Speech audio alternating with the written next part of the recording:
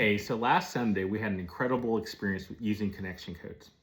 Major breakthrough. Major breakthrough. Like life-altering breakthrough. I I felt it was for sure.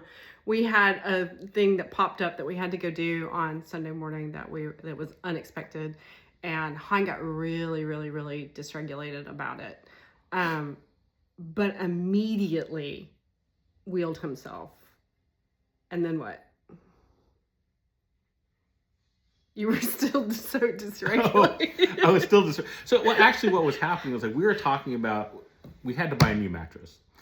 And if you all have bought mattresses recently, you know that there are different types of plushinesses, there are different brands, there are different thicknesses. Anyway, there's a lot. And they're not cheap. Like they can run you anywhere from $500 to $5,000. And I was so dysregulated. I was getting so stirred up inside, and I stopped myself and I went, "Oh, what is happening right now?" Because before in the past, I would get that way and I would just start yelling. Mm, And I didn't. I no. would start blaming, I would start cursing, I would start whatever because I didn't know how to get rid of this feeling that I had inside of me, this feeling like my chest was closing in.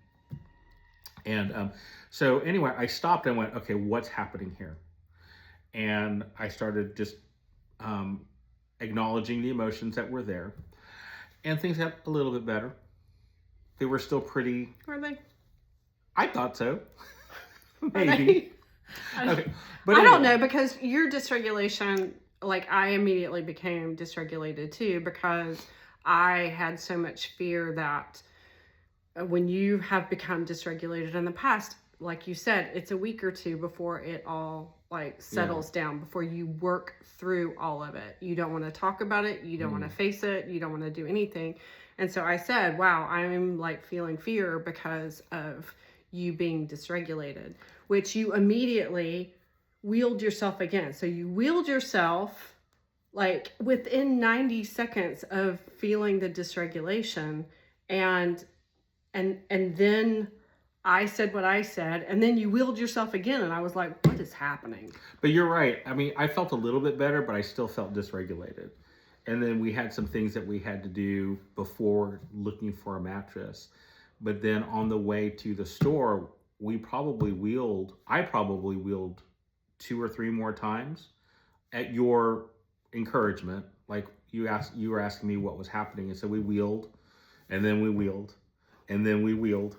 And then you said again about this whole thing of fear coming up because she's right. Normally, when I get that dysregulated, it lasts for a week or two.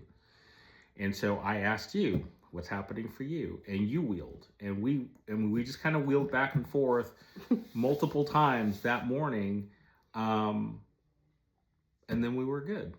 Like things, I mean, we had a different conversation, and then we got to the store and we were good. Like we didn't get into a fight. We didn't get into an argument. We were able to find a mattress for a really good deal that's really comfortable.